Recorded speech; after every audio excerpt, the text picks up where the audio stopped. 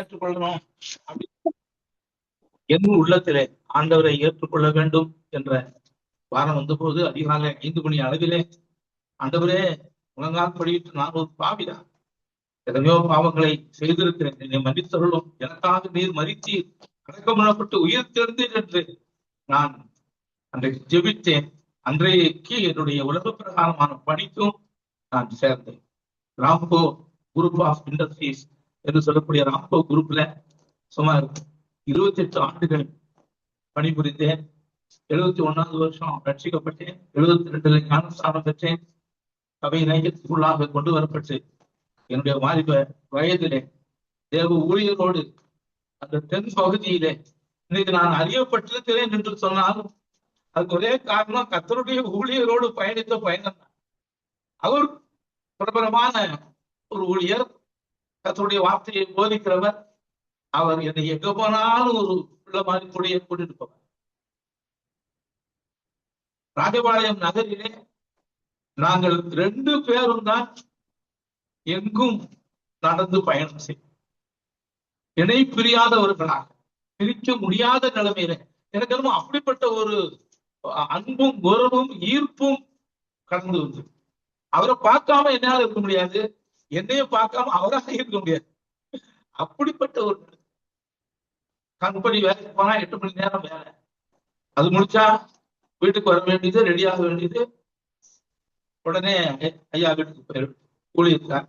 நாங்க 2 பேரும் சேர்ந்துதான் வீடுகளை சந்திப்போம். தனிப்பட்ட முறையிலே ஜெபம் பண்ணுவோம். ஒவ்வொரு வீடுகளில விசுவாசிகளை சந்தித்து ஜெபிக்கிறதுக்கும், அவர் ஒரு வீட்டுல ஜெபம் பண்ணா இன்னொரு வீட்டுல என்ன செய்வாரு, ஜெபம் பண்ண உற்சாகப்படுத்துவார். இதெல்லாம் அவர் கர்த்தருடைய ஊழியத்திலே வளர்த்தார். இன்னைக்கு அவரை என்னால மறக்கவே முடியாது. அவர் இல்லைன்னா நான் இல்லை. தென்பகுதியிலும் அநேக ஊழிய பொறுப்புகளில் இருக்கவும், தமிழ்நாடு முழுவதும் OMF இயக்கத்தினுடைய பொது செயலாளராக அந்த பணியை, அந்த ஊழியத்தை அநேக ஆண்டுகள் நிறைவேற்றவும் ஆண்டவர் தயவு செய்திருக்கிறார் சொன்னா என்னுடைய ஆவிக்குரிய தகப்பன் அந்த ஐயா தான். அதுக்கு காரணம் அவர் மூலமாக கர்த்தருடைய சத்தியங்கள், நான் எங்கேயும் போய் பைபிள் காலேஜ் படிச்சது கிடையாது, பைபிள் ஸ்கூல் படிச்சது கிடையாது. அவர் மூலமாக சத்தியத்தை கற்றுக்கொண்டு தனிப்பட்ட முறையிலே வேதத்தை படித்து தியானித்து கற்றுக்கொண்ட பாடம் தான். அதனால பெரிய பைபிள் காலேஜில் படிச்சவங்க மாதிரி என்னால சொல்ல தெரியாது. நான் எனக்கு கர்த்தர் கொடுத்ததை நான் உங்களுக்கு பகிர்ந்து கொள்கிறேன். அது உங்களுக்கு பிரயோஜனமாக இருக்கும் என்று கர்த்தருக்குள் நம்புகிறேன். நானும் சாப்பிட்டு சொன்னா நீங்க பொழுது சரியா போயிடும். வேண்டாம், இப்போ நம்ம பிலிப்பியர் நிருபத்துக்கு வருவோம். பிலிப்பியர் நிருபத்தை பொறுத்த வரையிலும் அதுக்கு ஒரு அடைமொழி கொடுக்கப்பட்டிருக்கு. உங்களுக்கு எல்லாருக்கும் தெரியும். அந்த நிருபத்தை பற்றி ஒரு சிறப்பு பெயர் சொல்ல முடியுமா? பிலிப்பியர் நிருபத்துக்கு ஒரு சிறப்பு பெயர் கொடுப்பாங்க, தெரியுமா? நிறைய நிருபம் ஒண்ணு, இன்னொன்னு சந்தோஷத்தின் நிருபம் அப்படி சொல்லுவோம். சந்தோஷமாய் இருங்கள் என்ற வார்த்தை நிறைய தடவை பயன்படுத்தப்பட்டு இருக்கு. எப்பொழுது சந்தோஷமா இருங்க, சந்தோஷமா இருங்கன்னு மறுபடியும் சொல்றேன். இப்படிதான் அந்த நிருபத்துல வருது. பவுல் சந்தோஷப்படுகிறேன் என்று அநேக காரியங்களுக்காக பவுல் சந்தோஷப்படுவது மட்டுமல்லாமல் அந்த பிலிப்பியர் சபையோட விசுவாசிகளை சந்தோஷமா இருங்கன்னு நினைக்கிறாரு. அதன் அடிப்படையில் தான் நான் ஒரு ட்ராக் சொல்றேன், சந்தோஷமா இருங்க. அந்த துண்டு பிரதி சென்னையில பாடி சபையில அச்சிடப்பட்டது. நான் முதல்ல என் சொந்த செலவரை அச்சிட்டு எங்க போய் கொடுத்தோம். இப்ப பாடி சபையில வச்சுட்டாங்க. இப்ப அம்பத்தூர் சபையிலையும் அந்த மேட்டர் நல்லா இருந்ததுன்னு சொல்லி அச்சிட்டு இப்ப நாங்க ஊழியத்துக்கு போகும்போது கொடுக்கப்படுகிறது. அப்போ சந்தோஷமாய் இருங்கள் என்ற ஒரு சந்தோஷத்தின் நிருபம் தான் பிலிப்பியர் நிருபம். பெருமானவர்களே, சந்தோஷமாய் இருக்கிறது என்று சொன்னா எல்லாம் இருக்கும் போது சந்தோஷமா இருக்கிறது இயல்பு. நல்ல மனைவி, நல்ல பிள்ளைகள், நல்ல புருஷன், நல்ல சம்பாத்தியம், நல்ல வீடு, நல்ல காரு, நல்ல ஆரோக்கியம் எல்லாம் இருக்கும்போது சந்தோஷமா இருக்க முடியுமா? முடியாது. இருக்க முடியும், அது இயல்பு. ஆனா ஒண்ணுமே இல்லையா, ஆரோக்கியமும் இல்லை, வசதி வாய்ப்பும் இல்லை, பிள்ளைகளும் சரியில்லை, புருஷனும் சரியில்லை, எப்படிங்க சந்தோஷமா இருக்க முடியும்? அதுதான் கர்த்தர் கொடுக்கிற. ஆண்டவர் சொன்னார், உலகம் கொடுக்கிற சந்தோஷம் அல்ல.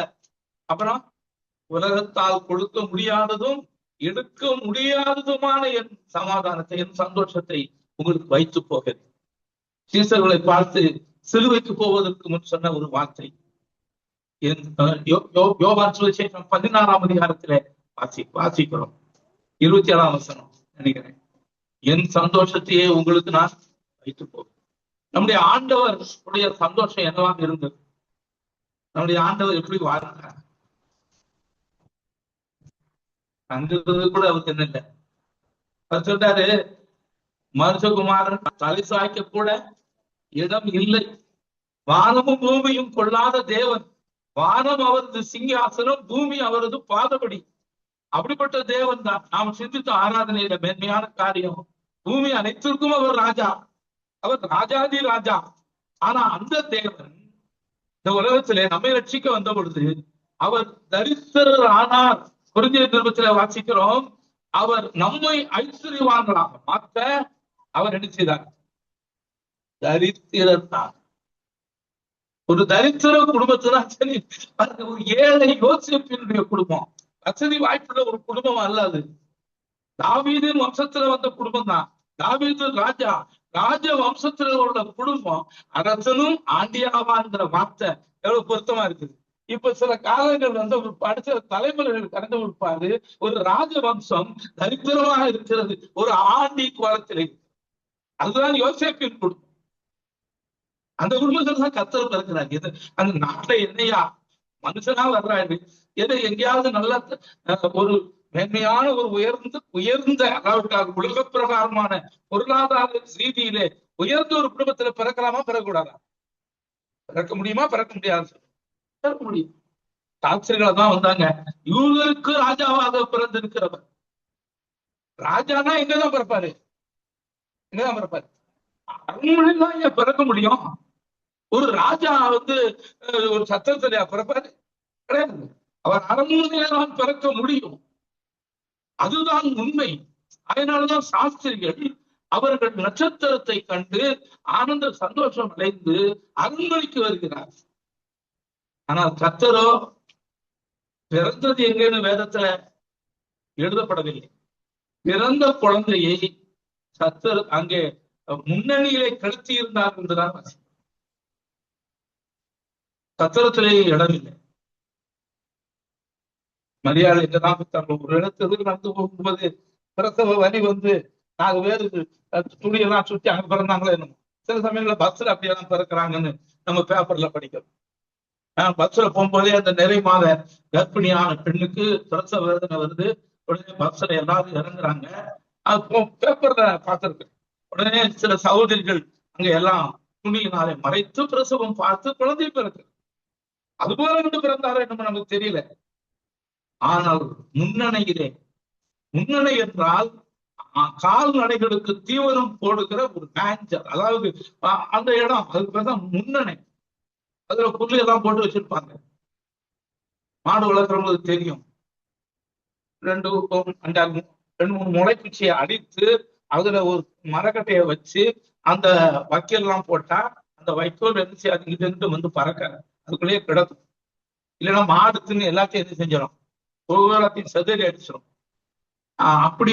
அப்படிப்பட்ட முன்னணியிலே அவர் கிடத்தப்பட்டார். எவ்வளவு தரித்திரராய் வந்தா. அதனாலதான் தரித்திரருக்கு என்ன சொல்லப்படுகிறது? என்ன சொல்லப்படுது? சுவிசேஷம் சொல்லப்படுகிறது.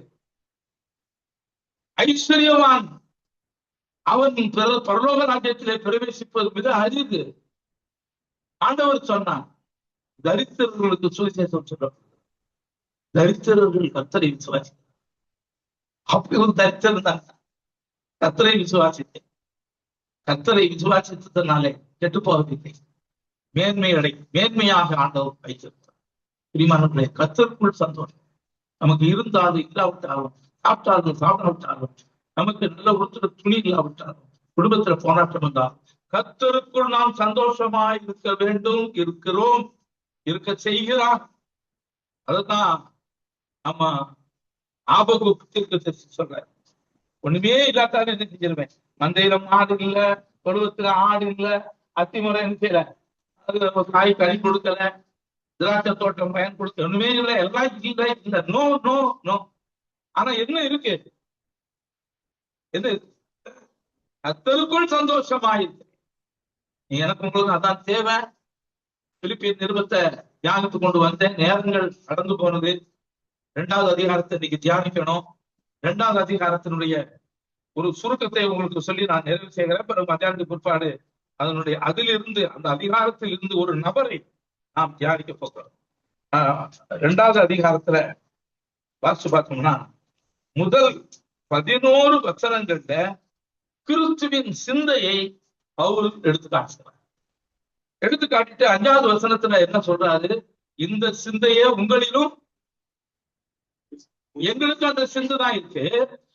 விசுவாசிகளே, பிலிப்பிய விசுவாசிகளே, தேவனூர் விசுவாசிகளே, குண்டாயிரப்பு விசுவாசிகளே, எந்த சபை விசுவாசிகளா இருந்தாலும் உங்களுக்கும் என்ன சிந்தை தான் இருக்கணும்? வேற சிந்தை இருக்கணும், வேற யோசனை வரப்படாது. கிறிஸ்து இயேசு எப்படிப்பட்ட சிந்தை உடையவராக இருந்தார்? 2 காரியத்தை பவுல் அங்கே வலியுறுத்தி காண்பிக்கிறார். ஒன்று அவருடைய தாழ்மை, 2வது அவருடைய கீழ்ப்படிதல். தேவன் கிறிஸ்து யாரு? என்னை போல உங்களை போல மனுஷனா பிறந்தார்கள் என்பதுதான். சிலர் பரியாசமா சொல்றாங்க, என்ன உங்க ஆண்டவர் வைக்கப்பட போல வாயப்பழந்துட்டு கிடந்தார். எப்படியா? நம்ம ஆண்டவர் எங்க கிடந்தார்? இதெல்லாம் நீங்க கேள்விப்பட்டீங்களே என்னமோ. நாங்கெல்லாம் எங்க சுவிசேஷத்தை சொல்லும்போது கிராமத்துல அப்படியெல்லாம் எங்களை பகடி பண்ணுவாங்க, எங்களை பரியாசம் பண்ணுவாங்க. உங்க ஆண்டவர் வைக்கப்படப்புற வாயப்படந்துகிட்டு இருந்தாரு. அவர் சொல்ல போயாவது போய் சொல்லியா, இப்படியெல்லாம் விரட்டப்பட்டு இருக்கிறோம். அதான் சொல்றேன், நான் மிகைப்படுத்தி உங்களுக்கு சிரிக்கிறதா சொல்லல. அப்படிதான் நம்ம ஆண்டவர். அவரும் தாழ்மையாய், அவர் தேவனுடைய ரூபம் சமமாயிருந்தவர். தேவன் யோவான் தெளிவா எழுதி காட்டுறாரு. தேவகுமாரன் தேவன் வார்த்தையாயிருந்தவர் மாம்சமானார், கிருபையும் சத்தியமும் நிறைந்தவராய் நமக்குள்ளே வாசம் பண்ணினார். அவர் கடவுள், தேவன். ஆனா தம்மை தாமே தாழ்த்தினார். எதுக்கு தாழ்த்தணும்? பாவிகளாகி என்னையும் உங்களையும் சிப்பதற்காக, நம்மளை பாவத்திலிருந்து காப்பாற்றுறதுக்கு, தூக்கி எடுக்கிறதுக்கு, பாவத்தின் சம்பளமாகிய அந்த கொடூரமான நரக தீயில் இருந்து என்னையும் உங்களையும் ரட்சிப்பதற்காக, காப்பாற்றுறதுக்காக கர்த்தராகிய இயேசு கிறிஸ்து வானுலகத்தில் வசித்த கடவுள், யூதர்களால் போற்றப்படுகிறவர், தம்மை தாமே தாழ்த்தி அவர் மனிதர் சாயலார். அது மட்டுமல்ல, அவருடைய இன்னொரு சிந்தையை பற்றி பவுல் எழுதுகிறார். சிலுவையின் மரண பரியந்தமும் கீழ்ப்படிந்தார், பிதாவின் சித்தத்திற்கு கீழ்ப்படிந்திருந்தார். கீழ்ப்படிந்துள்ள கர்த்தர், வானத்தை பூமி உண்டாக்கின கடவுள் கீழ்ப்படிந்தவராக நமக்கு வாழ்ந்து காட்டி விட்டு போயிருந்தார். இன்னைக்கு நானும் நீங்களும் குடும்பத்தில் ஆனாலும் சரி, சபையில் ஆனாலும் சரி, தேவனுடைய வார்த்தைக்கும் ஒருவருக்கொருவரும் கீழ்ப்படிந்து கொண்டு வாழ வேண்டும். நீங்கள் எபேசியர் நிருபம் 5ஆம் அதிகாரம் 21வது வசனத்தை வாசி. எபேசியர்களின் நிருபம் 5ஆம் அதிகாரம் 21வது. தெய்வ பயத்தோட ஒருவருக்கொருவர். அடுத்தபடியா 22ல இருந்து குடும்ப வாழ்க்கையை பற்றி விவரிக்கிறார். ஒரு குடும்பம்னா எப்படி இருக்கணும்னு சொல்றாரு. அது சொல்றதுக்கு முன்னாடி முதல்ல சொல்றாரு, தெய்வ பயத்தோட எபேசு விசுவாசிகளே, தேவனூர் விசுவாசிகளே, நீங்கள் ஒருவருக்கொருவர். நீ என்ன சொல்றது, நான் என்ன கேட்கிறேன்? அந்த எண்ணம் வரவே. ஊழியர்களோ மூப்பர்களோ சக விசுவாசிகளோ சொல்லுகிற வார்த்தைக்கு ஒருவருக்கொருவர் கீழ்ப்படித்தான். எங்க கீழ்ப்படிதல் இருக்குதோ அங்கதான் மேற்படிதலுக்கு போகும். கீழ்ப்படி இல்லாம மேற்படிக்கு போகவே முடியாது. மேலப்படியில கால் வச்சோம்னா என்ன நடக்கும்? என்ன நடக்கும் சொல்லு? கீழ்ப்படியில கால் வச்சு மேலப்படியில வச்சா நல்லா இருக்கும். கீழ்ப்படியில வச்சாம மேலப்படியில வச்சோம்னா கீழே விழுந்து எறும்பு உடையும். அவ்வளவுதான். அவ்வளவு கஷ்டம் நமக்கு தான். கீழே விழுவும் எறும்பு உடைஞ்சு. அண்டை உடைஞ்சாலும் சொல்ல முடியாது, என்ன உடை எந்த நஷ்டமே சொல்ல முடியாது. கீழ்ப்படியாவிட்டால் எவ்வளவு பெரிய நஷ்டம் என்பதை நானும் நீங்களும் புரிந்து கொள்ள வேண்டும். என்ன சொல்றது, கரெக்டா வாங்கன்னு சொல்றாரு. சில சபைகளை கோச்சுக்கிறாங்க. சரியான நேரத்துக்கு சொன்னால் உடனடியா அது இருக்குன்னா சபைக்கு பின்னாடியே இருக்கிறாரு. எங்க இருக்கிறாரு? சபைக்கு பின்னாடியே இருக்கிறாரு. அவர் வந்து உட்கார்ந்துடுறாரு. நாங்க எங்க இருந்து வரணும்? நீர்பெருத்தாகரத்திலிருந்து வரணும். கஷ்டம் தானே? 9 மணிக்கு வர முடியுமா? இவங்க வந்துருவாங்க. நல்ல சகோதரர். ஆனா பொதுவா சொல்றேன், இந்த இதெல்லாம் உண்மையிலேயே நான் கற்பனை பண்ணி பேசுறேன்னு நினைக்கிறீங்களா? இல்ல இல்ல, இது எல்லாம் பிரச்சனை தான். என் காதாலே கேட்டிருக்கிறேன். இவங்க தான் அப்படியெல்லாம் சொல்றாங்க, நாங்க எப்படி வர முடியும்? நாங்க எவ்வளவு தூரத்துல இருந்து வர்றோம். ஞாயிற்றுக்கிழமை ஒரு நாள் தான் லீவு. பிரியமானவர்களே, கீழ்ப்படிந்தால் கீழ்ப்படிய விழாவிட்டால் கஷ்டமும் நஷ்டமும் யார் கீழ்ப்படியிலே அவங்களுக்கு வேற யாருக்காரு. அதனால கீழ்ப்படிதலை கர்த்தர் நமக்கு கற்றுக் கொடுத்து போயிருக்கிறார். அவர் அடிச்சூடுகளை வைத்து போயிருக்கிறார். கிறிஸ்துவின் சிந்தை 1-11 வசனம் வரையிலும் வெளிப்படுத்தப்பட்டிருக்கிறது. அந்த சிந்தையிலே நீங்களும் நான் இருக்க வேண்டும். அந்த சிந்தையை குறித்து நான் விவரித்து சொல்ல விரும்பவில்லை. அடுத்தபடியாக 14-18 வரையிலும் பவுல் அங்க ஒரு போதனையை சொல்லுகிறார். விசுவாசிகள் எப்படி இருக்கணும்? ஜீவ வசனத்தை பிடித்து கொண்டு சுடர்களை போல பிரகாசிக்கணும். நாம யார் மத்தியில இருக்கிறோம்? போனதும் மாறுபாடுமான சந்ததிகள் மத்தியில வாழ்கிறோம். நானும் நீங்களும் யார் மத்தியில வாழ்றோம்? நம்மளை சுற்றி இருக்கிற மக்கள் வந்து எல்லாரும் நல்லங்க இல்லை, நல்லவங்களா? போனதும் மாறுபாடுமான சந்ததி. அவங்கதான் போனதான வழி, அவங்களுக்கு இஷ்டமான வழியில தான் போவாங்க. அவங்க மத்தியில தான் கடவுள் நம்மளை வச்சிருக்கிறார். ஆனா நம்ம எப்படி இருக்கணும்னு போட்டிருக்கு. போனலும் மாறுபாடுமான சந்ததிகளின் நடுவில் நம்ம எப்படி இருக்கணுமா? சுடர்களை போல. எப்படி சுடர்களை போல இருக்கணும்? அந்த வசனம் 14 2:14. ஓடினதும் பிரயாசப்பட்டதுமில்லை என்ற மகிழ்ச்சி ஜீவவசனத்தை இப்போ சந்தோஷமா இருக்கிறது அந்த நிருபம். இப்ப யாருக்கு சந்தோஷம்? பவுல் எடுக்கிறாரு. எனக்கு சந்தோஷம், ஊழியக்காரனுக்கு சந்தோஷம். ஊழியக்காரனுக்கு சந்தோஷம் வரணும்னா விசுவாசிகள் எப்படி இருக்கணும்னு போட்டிருக்கு. நான் வீணாக பிரயாசப்பட்டதும் வீணாக ஓடினதும் இல்லை என்கிற மகிழ்ச்சி கிறிஸ்துவின் நாளில் உண்டாயிருப்பதற்கு நீங்கள் ஜீவ வசனத்தை பிடித்துக் கொண்டு சுடர்களை போல இருக்கணும் ஒரு இடத்துல. அப்போ விசுவாசிகள் சத்தியத்தை பிடித்துக் கொண்டு சுடர்களை போல பிரகாசித்தால் சந்தோஷம் யாருக்கு? உங்களை சத்தியத்துக்குள் நடக்கிற ஊழியக்காரன். கிறிஸ்துவின் நாளிலே இந்த தீவுநூறுல வந்து இந்த குண்டாயிருப்பல வந்து 27 வருஷம் மண்டைய போட்டி உடைச்சி பிள்ளைகளையும் நல்லா பார்க்காம எல்லாம் பசி பட்டியா கிடந்து ஊழியம் செஞ்சோம். என்னெங்காவது ஊழியம் செஞ்சு பிரயோஜனம் எல்லாமே வீணாயிடுச்சு. அப்படிங்கிற துக்கம் கிறிஸ்துவின் நாளில் வராமல் இருக்க வேண்டும். யாருக்கு? ஊழியக்காரன். நீங்க ஊழியக்காரனுக்கு காணிக்க கொடுக்கீங்களோ கொடுக்கலையோ அது வேற விஷயம். கொடுக்காட்டாலும் யார் அழைத்தாரோ அவர் நடத்துவார். ஏன்னா அழைத்தவர் உண்மையுள்ளவர் மட்டுமல்ல, அழைத்தவருக்கு பணிபுரிகிறார். இப்ப நீங்க படிச்சிருக்கிறீங்க, அம்மா என்ன படிச்சிருக்கீங்க பாப்பா? பிஎஸ்சி நர்சிங் படிச்சிருக்கிறாங்க. சென்னையிலே வேலை பார்க்குறீங்களா? சென்னையில வேலை பார்க்குறாங்க. ஒரு மருத்துவமனையிலிருந்து அவர்களுக்கு அப்பாயின்மெண்ட் அல்லாவிட்டால் வேலை கொடுத்திருக்கிறாங்க. அவங்க கொடுத்ததுனால வேலை பார்க்கறாங்க இல்லையா? வேலைக்கு யாரு கூப்பிட்டாங்களோ, யாரு வேலை கொடுத்துருக்காங்களோ அவங்க சம்பளம் கொடுப்பாங்களா? கொடுக்க மாட்டாங்க. அந்த ஆஸ்பத்திரியில இருப்பானா? எந்த ஆஸ்பத்திரியில உங்களுக்கு வேலைக்கு கூப்பிட்டானோ அவன்தான் நம்மளுக்கு கூப்பிடும். அதுபோல ஊழியத்தை செய்யும்படி அழைத்த தேவன், ஒருத்தர் ஊழியத்துக்கு அழைக்கிறார்னா அது தேவன் அழைக்கிறார். அது ஒரு மனிதனால் அவர் அழைப்பு பெற்று வருகிறது இல்லை. மனிதர்களால் நியமிக்கப்படுகிற ஊழியர்கள் உண்டு, அவர்களுக்கு மனிதர்கள் சம்பளம் கொடுப்பாங்க. அதுதான் பெயர் கிறிஸ்தவ சபைகளில் சிஎஸ்ஐ சர்ச் எடுத்துக்கோங்க. அங்க ஒரு பிஷப், அங்க ஒரு பாஸ்டர் இருப்பார், ஒரு ஒரு குருவானவர் இருப்பார். அவர்கள் அதுக்காக படிப்பாங்க, பட்டம் வாங்குவாங்க.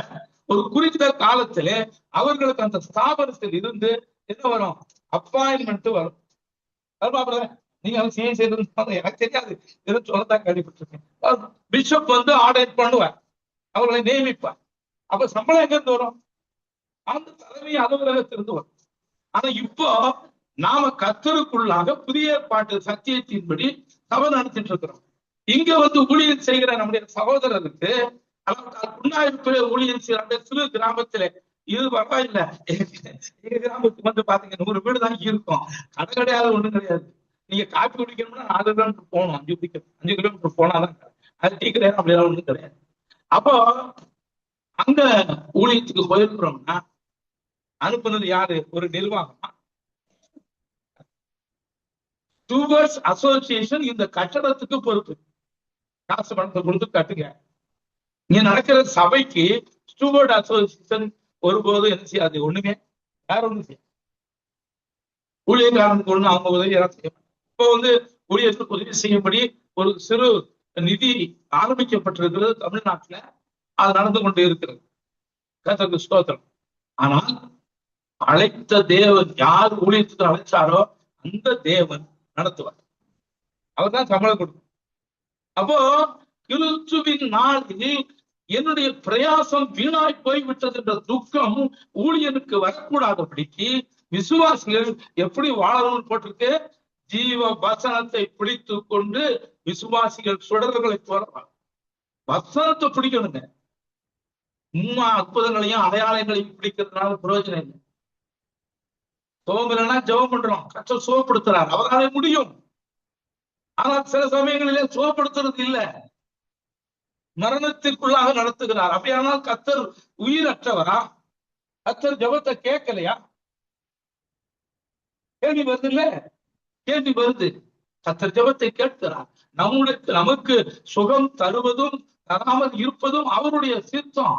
நம்மை அவருடைய சமூகத்திலே சேர்க்கும்படியாக அவர் சித்தம் கொள்வார். நாம் யாரும் அதற்கு விலக முடியாது. அது அவருடைய தீர்மானம். ஆக சரீர சுகத்திற்காகவோ மற்றும் ஏதாவது ஆதாயத்திற்காகவோ கர்த்தரை நாம் பற்றி கொள்வதல்ல, சத்தியத்தை பற்றி கொள்ள.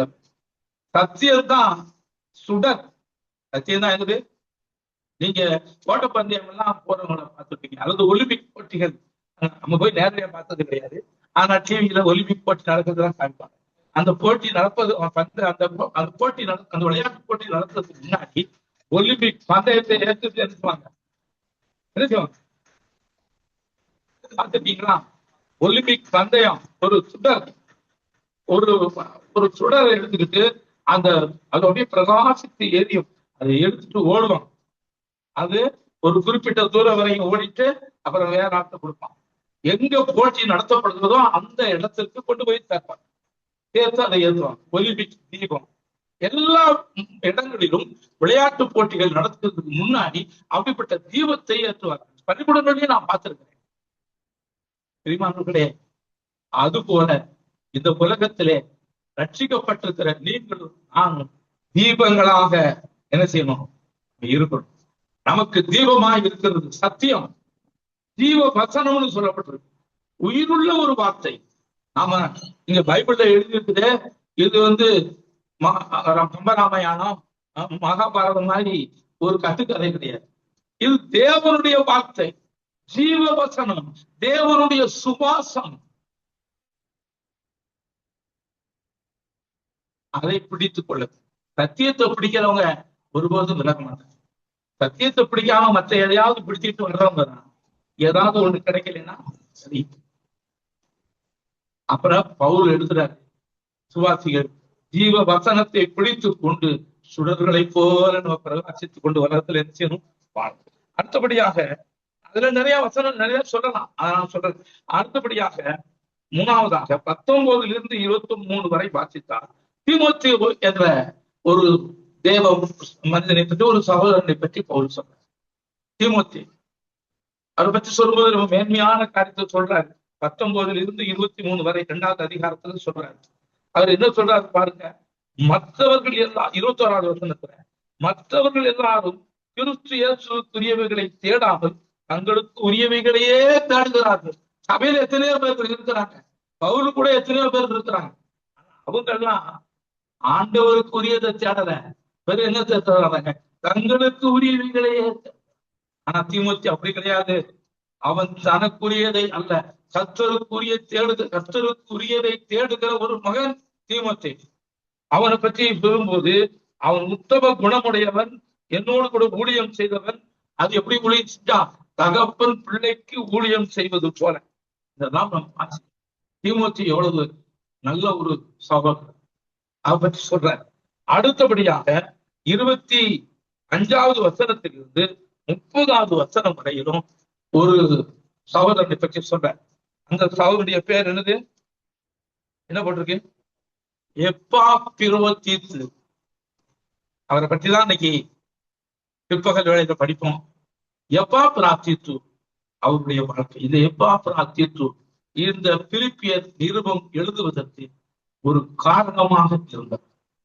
இந்த எப்பாப்பிராத்தீத்து இல்லைன்னா பிலிப்பியர் நிருபம் அதான் உண்மை. எப்பாப்பிராத்தீத்து அவரை பற்றி, அவருடைய காரியங்களை பற்றி, அவர் அந்த தனி மனிதனுடைய வாழ்க்கையை பற்றி ஒரு சுருக்கமாக இந்த நிருபத்திலே எழுதி வச்சிருக்கிறார்.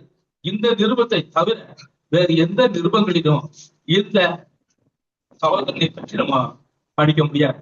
இந்த பிலிப்பியர் நிருபத்தில் மாத்திரமே எழுதப்பட்ட ஒரே ஒரு சகோதரன் எப்பாப்பிரோதீத்து. மாலையிலே அதை பற்றி படிப்போம். அந்த அந்த அந்த தனி மனிதனுடைய வாழ்க்கையிலிருந்து எனக்கும் நமக்கும் பிரயோஜனமான ஆவிக்குரிய நல்ல ஒரு பாடங்களை ஆவியானவர் வெளிப்படுத்துவாராக. நம்ம ஜெபத்தோடு உட்கார்ந்து இருப்போம். சாப்பிட்டு வந்து மன்னிக்கவும், 1 மணிக்கு முடிக்கணும்னு நினைச்சது 1 நேரம் ஆயிடுச்சு. பேச ஆரம்பிச்சா அப்படிதான் ஆயிரும்.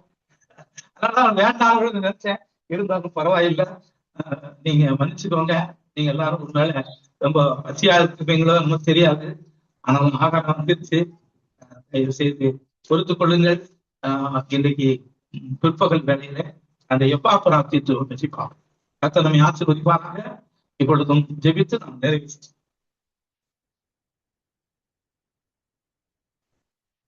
முக்கியமான நேரத்தில் ஒரு பாடங்களை பிலிப்பியர் புஸ்தகத்தில் தொடர்ச்சியாக நாம் படிக்கிறோம். 2ஆம் அதிகாரத்துல கிறிஸ்துவின் சிந்தையுடைய உள்ளாயிருங்கள். அந்த சிந்தை எங்க கொண்டு போகுதுன்னா, கிறிஸ்துவுக்கு முன்பாக நம்ம நிற்குது. அப்படி தாழ்மையை காட்டுகிறது. அவர் விட்டு இறக்கி வந்த இடத்தை அது காட்டுகிறது. இல்லை, எவ்வளவு தாழ்மை உள்ளவராக வந்தார், நம்மைத்தான் பெருமையாற்றி அடிமைத்துவம். இந்த தாழ்மை நம்மிடத்துல இருக்க வேண்டும். விசுவாசிகள் இருக்க நம்முடைய வாழ்க்கையில அப்படிப்பட்ட கிறிஸ்துவனுடைய தாழ்மை நம்மை கற்றுக் கொள்வோமே ஆனால் அது மிகுந்த ஆசீர்வாதத்தை கொடுக்கும். கிறிஸ்துவை நாம் பிரதிபலிக்க முடியும். அப்புறம் ஜீவ வசனத்தை, ஜீவ வார்த்தையை பிடித்து கொண்டு சுடரிலே போல இந்த உலகத்துல என்ன பண்ணுமா வா. அப்போ நம்ம கிறிஸ்துவை நாம் பற்றி கொண்டு வாழ்வதுதான் நமக்கு கொடுக்கப்பட்ட மிகப்பெரிய பிரதானமான வேலை. உங்களுக்கு எனக்கும் தேவன் கொடுத்திருக்கிற வரக்கூடிய நேரங்கள்ல நம்ம உன்னோட செடி நமக்கு இருக்கு. எப்பாப்பிராத்தீத்துவை குறித்து நம்ம படிக்க போறோம். விசுவாசிகள் தயவு செய்து போயிட வேண்டாம். சாப்பிட்டுட்டு கொஞ்சம் அப்படி ஓய்வெடுங்க. மறுபடியும் ஒரு 3 மணி சரியா இருக்கும். 3:15 கூட வச்சுக்கணும். ஓகேவா? 3:30 ஆரம்பிச்ச போது கொஞ்சம் ரெஸ்ட் எடுத்து அதிகா கொஞ்சம் ஓய்வு வேணும். சரி, உங்களுக்கு ஓய்வு வேணும் அப்படின்னு சொல்றேன். சரி, நல்லா ஓய்வு எடுத்து சாப்பிட்டுட்டு, அதனால அப்படி நீங்க ஓய்வு எடுத்தீங்கன்னா நாங்களும் அப்படி ஓரமா ஓய்வு எடுத்துக்கோம். அதுக்காக தான் சொல்றேன். சரி, நல்லது. அருண்குமார் வந்துருச்சேன். ஆமா ஆமா, அவரு ஆமா சாப்பாடு ஏதோ வந்துருச்சு, இப்ப அதை பார்த்துட்டாரு. அதான் அருண்குமார் வந்து ஜெபமணி நிறைவு செய்வார்.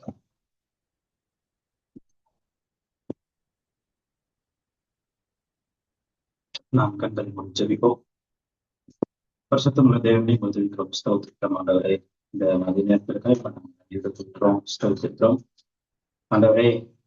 சந்தோஷத்தின் கடிதத்தை ஆண்டவரே இன்றைக்கு நாங்கள் படித்திருக்கிறோம். அப்போஸ்தலனாகிய பவுல் பிலிப்பு சபையாருக்கு ஆண்டவரே, அவர் சிறையில் இருந்தாலும் அவர் எழுதின சொல்லிய காரியங்கள் வேதத்தில் நாங்கள் வாசிக்கும் கிறிஸ்துக்களை கூட சந்தோஷமா இருக்குன்னு சொல்லியிருக்கிறார். உண்மையாகவே கிறிஸ்துவின் சந்தோஷம் எங்களை நிலைத்திருக்கும் பொழுது எப்படிப்பட்டதான ஆண்டவரே இழப்புகளோ நஷ்டங்களோ எங்களுக்கு வந்தாலும் கிறிஸ்து எங்களை ஆறுதல் படுத்துவார், பலப்படுத்துவார். அதே போல உம்மிடத்தில் இருந்த அதே சிந்தை எங்களுக்கு வேண்டும்.